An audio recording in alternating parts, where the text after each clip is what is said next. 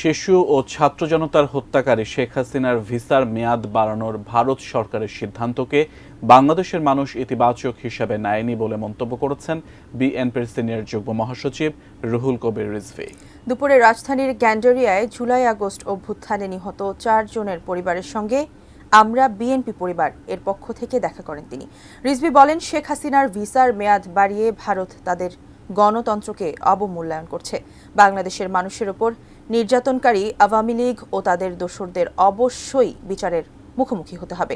সাংবাদিকদের এক প্রশ্নের জবাবে রুহুল কবির রিজভী বলেন, মুদ্রণ ব্যবসার সঙ্গে শেখ হাসিনার ঘনিষ্ঠজনরা জড়িত।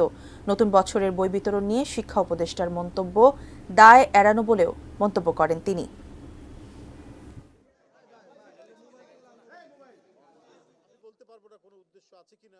তবে ভারত একটি গণতান্ত্রিক রাষ্ট্র, তাদের বোঝা উচিত যে শেখ হাসিনা যে শিশু হত্যাকারী, কিশোর হত্যাকারী এবং তরুণ হত্যাকারী, রিকশাওয়ালা হত্যাকারী, সিএনজিওয়ালা হত্যাকারী, সেই হত্যাকারীকে একটি গণতান্ত্রিক দেশ কিভাবে তাকে আশ্রয় দিয়ে সেখানে তার ভিসার মেয়াদ বাড়ান, এইটা সারা দেশের বাংলাদেশের মানুষ এটাকে ইতিবাচকভাবে নেয়নি।